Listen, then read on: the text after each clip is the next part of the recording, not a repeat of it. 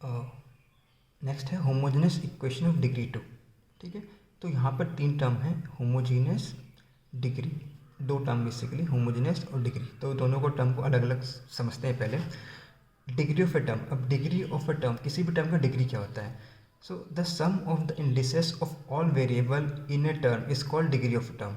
मतलब सपोज को हमारे पास कोई एक्सप्रेशन है a naught x to the power m y to the power N.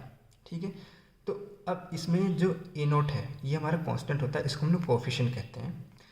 X और वाई हमारे क्या हो गए? वेरिएबल्स हो गए, ये दोनों हमारे वेरिएबल्स हो गए। यहाँ मैंने एक्स और वाई 2 वेरिएबल्स लिए हैं, किसी किसी एक्सप्रेशन में 3 4 कितने भी हो सकते हैं। तो इस एक्सप्रेशन पे हमारा एक्स वाई दो वेरिएबल्स हैं। ठीक है, और जो हमारा एम और एन वेरिएबल्स के जो पावर है उसको हम लोग इंडेक्स कहते हैं। ठीक है, तो ये हमारा एम और एन हमारे क्या हो गए? इंडेक्स हो गए। ठीक है, तो अब डिग्री क्या होता है? डिग्री क्या होता है? हमने डेफिनेशन में क्या पढ़ा? Sum of the indices of all the variables. मतलब जो जितने भी वेरिएबल्स हैं उनके इंडेक्स को अगर हम सम कर देते हैं तो वो जो टोटल बनता है वो हमारा डिग्री होता है। इस टर्म में हमारा जो डिग्री था वो m प्लस n था। ठीक है, एग्जाम्पल देखते हैं। देखो, ये हमारे पास एक्सप्रेशन है x square plus 3xy plus 2y square minus 5x plus 2। अब हम हर टर्म, हर एक्सप्रेशन का अलग अलग डिग्री देखते हैं। ठीक है, तो हमारे पास ये सारे टर्म हैं। अब पहले सबको देखो, कोफिशिएंट, एक्स का कोफिशिएंट क्या है? 1 है, यहाँ पर कोफिशिएंट क्या है? 3 है। ठीक है, इसका कोफिशिएंट 2 है, यहाँ का कोफिशिएंट -5 है और 2 का कोफिशिएंट 2 है, कांस्टेंट है। वेरिएबल्स, इसमें वेरिएबल्स क्या है? x है, इसमें वेरिएबल्स क्या है? x और y है। यहाँ पर वेरिएबल्स क्या है? हमारे पास y है, यहाँ पर वेरिएबल क्या है? x है, और ये कांस्टेंट है तो इसमें वेरिएबल नहीं है। अब इंडेक्स देखो, इंडेक्स यहाँ पर क्या है? 2, यहाँ पर क्या है? 1 और 1, x का 1 और y का 1। यहाँ पर इंडेक्स क्या है? 2 है, यहाँ पर क्या है? 1 है, और इसका इंडेक्स, क्योंकि हमारे पास वेरिएबल नहीं तो इसका इंडेक्स 0। ठीक है, अब डिग्री, इस टर्म में जो हमारे जो इतने इंडेक्स थे उनका सम क्या? तो क्योंकि एक ही टर्म है तो उसका 2 आया। इन दो, अब यहाँ पर x का 1 था, y का 1 था, इन दोनों को ऐड किया हमने तो 2 आया, 1 + 1 2। यहाँ पर भी जो इंडेक्स है 2 है टोटल, यहाँ 1 है और 0। तो मतलब किसी भी एक्सप्रेशन पे अगर हमारे पास बहुत सारे एक्सप्रेशन दिए हुए हैं, मतलब एक एक्सप्रेशन दिया उसमें बहुत सारे टर्म हैं, तो हर टर्म का अलग अलग डिग्री निकलता है। ठीक है, तो उसके जितने वेरिएबल्स हैं उन सबके पावर को अगर ऐड कर देते हैं तो वो जो होता है वो उस टर्म का इंडेक्स होता है। यहाँ पर हर टर्म का मैंने अलग अलग डिग्री निकाला है। ठीक है, अब ये समझाएंगे डिग्री क्या होता है। अब हम बढ़ते हैं होमोजेनियस इक्वेशन। होमोजेनियस वर्ड का मतलब होता है equal distribution. I think physics में पढ़ा होगा होमोजेनियस मिक्सचर या कुछ भी। तो होमोजेनियस का मतलब होता है इक्वल डिस्ट्रीब्यूशन। ठीक है, तो होमोजेनियस इक्वेशन क्या हुआ? The equation in which the degree of every term is same. हर मतलब किसी एक्सप्रेशन पे या किसी इक्वेशन पे जितने भी टर्म हैं उसका जो डिग्री बनता है वो सेम होना चाहिए। फॉर एग्जांपल यहाँ पर देखो, एक्स, ये जो हमारे पास इक्वेशन है x² + 3xy = 0। ठीक है, तो यहाँ पर x², इस x का जो डिग्री है वो 2 है, xy, यहाँ x × y है तो x का पावर 1 है, y का पावर 1 है, तो उनका डिग्री हो गया 2। 0 का हम डिग्री डिफाइन नहीं होता तो 0 को हम लोग इग्नोर करते हैं, 0 का डिग्री को हम लोग नहीं देखते। ठीक है, तो ये हमारा, इसका भी डिग्री 2 हुआ, इसका भी डिग्री 2 हुआ, तो ये हमारा होमोजेनियस इक्वेशन है क्योंकि इसकी डिग्री, दोनों की डिग्री 2 है। 7xy, x की पावर 1, y की पावर 1, तो इनका डिग्री क्या हुआ? 2, इसकी भी डिग्री है 2, इसकी भी डिग्री 2, तो सारे टर्म की डिग्री 2 है, तो ये भी होमोजेनियस इक्वेशन हुआ, इसकी डिग्री 2 है।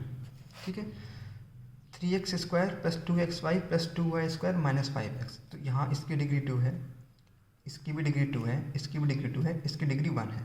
तो बस इस एक्सप्रेशन की डिग्री 2 नहीं है, इसलिए पूरा का पूरा जो हमारे पास इक्वेशन है वो होमोजेनियस नहीं होगा। ठीक है, तो होमोजेनियस इक्वेशन क्या हुआ कि कोई भी एक्सप्रेशन या इक्वेशन जिसमें सारे टर्म की डिग्री इक्वल हो वो हमारा क्या होगा? Homogeneous equation. और हमें पढ़ना क्या है? हमें पढ़ना है होमोजेनियस इक्वेशन ऑफ डिग्री 2। मतलब हम होमोजेनियस इक्वेशन लेंगे जिसकी डिग्री 2, मतलब जिसके सारे पावर्स, सारे टर्म का जो पावर होगा उसकी डिग्री हमारे पास 2 होनी चाहिए। ठीक है, अब इससे हम एक थ्योरम हमारा आता है क्या कि the combined equation of a pair of straight line passing through origin is a homogeneous equation of degree 2। मतलब अगर हमारे पास 2 लाइन हैं जो कि दोनों के दोनों अगर ओरिजिन से पास कर रहे हैं, ठीक है।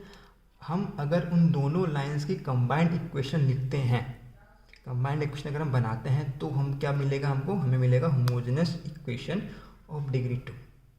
ठीक है, ध्यान रखो कि होमोजेनस इक्वेशन ऑफ डिग्री 2 हमें कब मिलेगा, जब दोनों लाइन ओरिजिन से पास करती है, दोनों के दोनों ही ओरिजिन से पास करेंगी।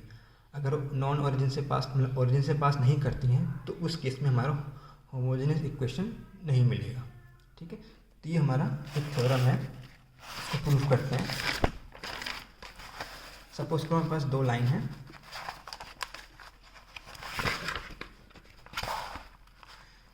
a1x plus b1y equal to 0, a2x plus b2y equal to 0।